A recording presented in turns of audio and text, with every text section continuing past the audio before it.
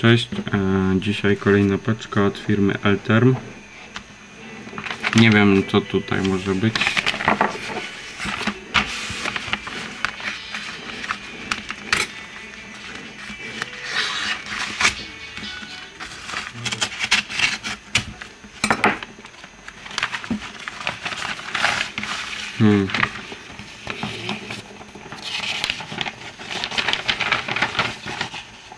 Tu już nic nie ma.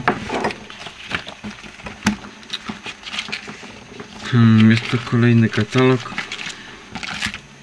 z produktami tej firmy. Zajmują się piece,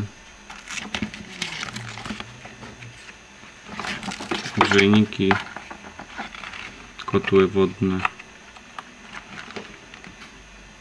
I dosyć fajny ten katalog.